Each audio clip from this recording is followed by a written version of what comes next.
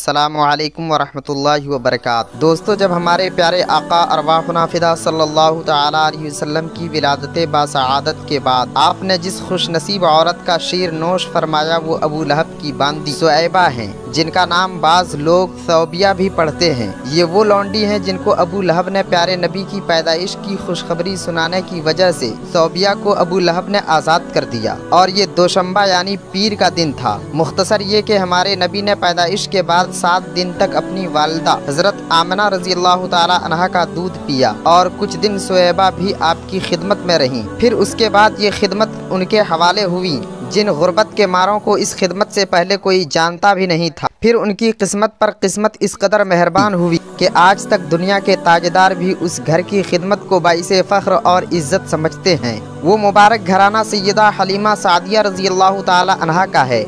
मुअतबर किताबों में ये बताया गया है कि हज़रत हलीमा सादिया रज़ी अल्लाह ताला अन्हा ने खुद रसूल पाक सल्लल्लाहु ताला अलैहि वसल्लम की उनके घर तशरीफ़ आवरी का वाक़या बयान फरमाती हैं कि जब किसी साल कबीले बनु साद में मक्के में कई बच्चों की पैदाइश की खुशखबरी पहुंची तो बनु साद की औरतें उन बच्चों को उजरत पर दूध पिलाने के लिए मक्के की तरफ चल पड़ीं, क्योंकि उस वक्त यही मामूल था। वो फरमाती हैं कि अब की मर्तबा मेरे सिवा कुल 9 औरतें थीं जो बच्चे हासिल करने के लिए रवाना हुई। इस मर्तबा ख़ास बात ये थी कि मक्के में ज़्यादातर मुअज़्ज़ज़ और शरीफ घरानों में कई बच्चों ने जन्म लिया था, इसलिए हर औरत ये चाहती थी कि जल्दी मक्का पहुंचकर सबसे ऊंचे घराने का बच्चा हासिल करें। इसलिए मैं भी रवाना तो उनके साथ ही हुई, मगर दौराने सफ़र उन सब से पीछे रह गई। उसकी वजह यह थी कि मैं जिस ऊँटनी पर सवार थी वो नहायत कमज़ोर और लागर थी, और दूसरा मेरा एक छोटा सा लड़का और एक शीरखार बच्चा भी मौजूद था। छोटा शीरखार बच्चा हज़रत अब्दुल्ला बिन हारिस थे,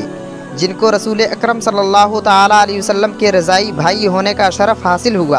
हज़रत हलीमा सादिया बयान फरमाती हैं कि जब मैं मक्का पहुंची तो मालूम हुआ कि वो औरतें तो तमाम मुअज़्ज़ज़ घरानों के बच्चे को हासिल कर चुकी थीं।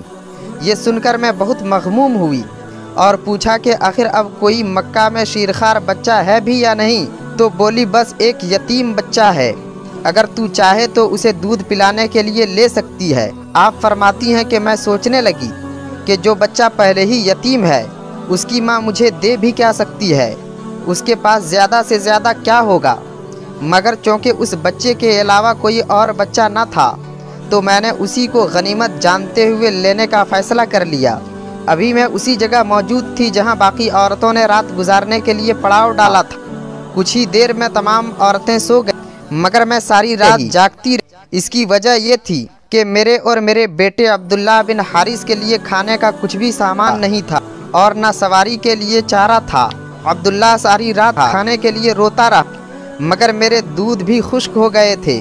मगर मेरे दूध कहाँ उतरता कि मैं तो खुद बहुत भूखी और कमज़ोर हो गई थी। खैर, ये रात किसी तरह कटी तो मैं वही यतीम बच्चा लेने निकल पड़ी कि खाली हाथ वापस जाने से बेहतर है कि जो मिल रहा है वही मैं ले लूं।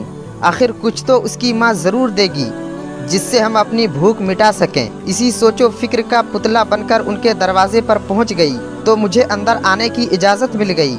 तो सबसे पहले बच्चे की माँ को देखकर हैरान हो गई। बेशक बच्चा यतीम था, मगर माँ का हशासो बशास चेहरा कुछ और ही कह रहा था। यकीनन वो साबिरा और शाकिरा माँ थीं। वो मेरे साथ बड़े उम्दा अंदाज में पेश आई और मुझे जो उजरत अता की वो मेरी उम्मीद से भी कहीं ज़्यादा थी। मैंने देखा कि वो आमना के लाल एक ऊनी कपड़े में लिपटे हुए हैं जो दूध से ज़्यादा सफ़ेद मालूम होते थे और उससे मुश्को अंबर की खुशबू आ रही थी, और उसके नीचे एक हरे रंग का रेशमी कपड़ा था और आप पीठ के बल लेटे हुए थे और सांसें ले रहे थे। जो ही मैंने आप सल्लल्लाहु ताला अलैहि वसल्लम के चेहरे व दुहा को देखा तो मुझे हुस्न जमाल का पैकर नज़र आया।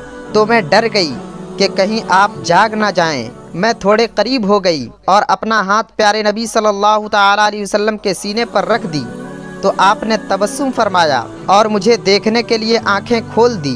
फिर यकायक उनकी आंखों से नूर की शुआएं बुलंद होने लगी और आसमान की तरफ उठी और ये मंजर मैं देखती रह गई। आप फरमाती हैं कि वो बच्चा जिसको मैं यतीम समझकर मैं मजबूरन लेने आई थी वो इतना खूबसूरत था कि मैंने अपनी सारी ज़िंदगी उससे खूबसूरत बच्चा कभी नहीं देखा था। वो बच्चा जब हमक कर मेरी गोद में आया और मेरे सीने से लगा تو مجھے اتنا سکون ملا جس کو بیان کرنا مشکل ہے۔ یہ بچہ لینے کے بعد میرا حال یہ تھا کہ میں مایوس اور اداس ہونے کے بجائے ان سب عورتوں سے خود کو زیادہ خوش قسمت محسوس کرنے لگی تھی۔ بے شک وہ بڑے بڑے گھرانوں سے بڑی بڑی اجرت کے بدلے بچے لے آئی تھی، مگر وہ سب بچے مل کر اس کا مقابلہ نہیں کر پا رہے تھے۔ ایک اور حیرانگی کی بات یہ تھی کہ دوسرے بچوں نے رو رو کر سارا قافلہ سر پر اٹھا رکھا تھا، مگر یہ تھا کہ جب سے میری گود میں آیا تھا تب سے ہی انتہائی خاموش تھا اور مسکرا رہا تھا۔ اور ایک عجیب بات آپ بیان فرماتی ہیں کہ میری وہ لاغر سواری جو آتے ہوئے بڑی سست چل رہی تھی، اب اتنی تیزی دکھا رہی تھی کہ وہ عورتیں مجھ سے کہنے لگی کہ تیری سواری تو ہوا سے باتیں کرنے لگی ہے، آخر اب اس میں اتنی تیزی کہاں سے آ گئی، آخر اب اس میں اتنی جان کہاں سے آ گئی ہے؟ مگر میں خود بھی اس کی تیز رفتاری سے دنگ تھی اور بڑی حیران تھی۔ بالآخر جب میں اپنے گھر پہنچی تو اپنے شوہر کو سارا قصہ سنا دیا تو اس نے غم کا اظہار کیے بغیر خوشی کا اظہار کیا، اور جب حارث نے پہلی مرتبہ پیارے آقا صلی اللہ تعالیٰ علیہ وسلم کو دیکھا تو کہنے لگے، ارے یہ تو کوئی شہزادہ معلوم ہوتا ہے، تم یہ پری ذات کہاں سے لے آئی ہو؟ یہ تو ان غلماں سے بھی زیادہ خوبصورت ہے جن کا ذکر نصرانی کیا کرتے تھے کہ وہ جنت میں ہوں گے۔ اور ذرا بچے کی متانت و سنجیدگی تو دیکھو، جب سے آیا ہے بس آنکھیں کھولے خاموشی سے آسمان کی طرف تکتے جا رہا ہے، مجھے تو یہ کوئی فرشتہ معلوم ہوتا ہے۔ آپ فرماتی ہیں کہ جب میں نے حارث کو اس کا نام اور خاندان سے متعلق بتایا تو وہ بولے وہ خاندان تو قریش میں سب سے شریف اور معزز خاندان ہے، مگر مجھے افسوس ہے کہ اس کا باپ عبداللہ اپنے وطن سے دور عین جوانی میں فوت ہو گیا، لیکن مجھے یقین ہے کہ اس کا یہ بیٹا جس کی ولادت وہ اپنی آنکھوں سے نہیں دیکھ پایا، بڑا ہو کر بڑا ہی خوش نصیب اور صاحب اقبال ہوگا، جس کے آثار ابھی سے اس کے چہرے سے ظاہر ہیں۔ حضرت حلیمہ سعدیہ مزید فرماتی ہیں کہ جس دن سے یہ بچہ ہمارے گھر آیا اس دن سے میرے گھر کا کوئی بستر یا کوئی کپڑا اس کے بول و براز سے خراب ہونا تو دور کی بات، ان کا کوئی نشان تک کپڑوں پر نہ آیا۔ وہ بکریاں جو پہلے کم دودھ دیتی تھیں اچانک انہوں نے اتنا دودھ دینا شروع کر دیا تھا جو کسی معجزے سے کم نہ تھا۔ الغرض حضرت حلیمہ سعدیہ کے گھر ایسی لہریں اور بہریں ہو گئیں کہ دوسری عورتوں کو افسوس ہونے لگا کہ یہ بچہ ہم کیوں نہ لے کر آئے۔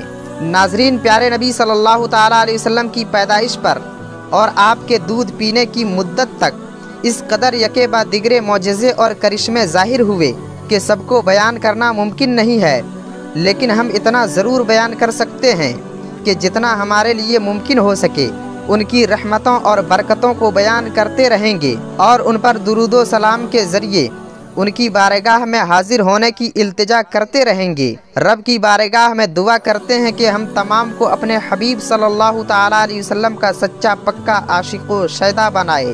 کمنٹ میں آپ آمین ضرور لکھیں۔ امید کرتے ہیں کہ آپ کو یہ ویڈیو پسند آئی ہو تو دل سے لائک کرتے ہوئے دوستوں احباب کو شیئر ضرور کر دیں، اور اگر آپ چینل پر پہلی بار آئے ہیں تو سبسکرائب کرتے ہوئے بیل آئیکن کو دبانا بالکل نہ بھولیں۔ ایسے ہی لیٹسٹ ویڈیوز بر وقت پانے کے لیے پھر آپ سے ملتے ہیں اگلی ویڈیو میں، تب تک کے لیے اللہ حافظ۔